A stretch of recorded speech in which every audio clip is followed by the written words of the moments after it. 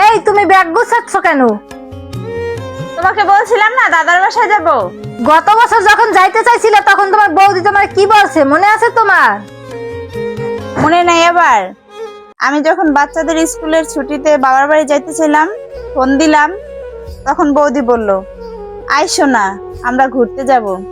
তাই তখন আর যাওয়া হয় নাই। গত বছর পূজার সময় তুমি যখন তোমার ভাইয়ের বাসায় যাইতে চাইছিলে তোমার ভাই তোমার কি বলছে মনে আছে? মনে থাকবে না আবার?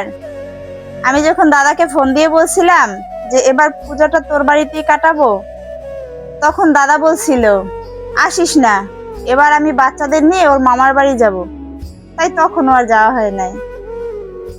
এত কিছুর পরেও কি তুমি বুঝতে পারতেছো না ওরা চায় না তুমি ওদের বাসায় যাও? তুমি ঠিকই বলছো।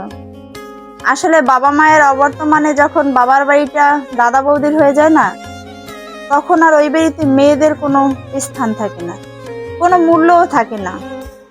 তারপরও কেন জানি না আমরা মেয়েরা কোন অদৃশ্য টানে বাবার বাড়ি যেতে চাই।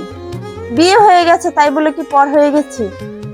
ওরা যদি বুঝতো যে ওদেরও বাচ্চা হবে, বড় হবে, তাদেরও বিয়ে দেবে, তারাও শ্বশুর বাড়ি যাবে, তখন দাদার ছেলেও যদি ওর বোনের সাথে এই ব্যবহারটা করে, তখন ও কতটাই না কষ্ট পাবে।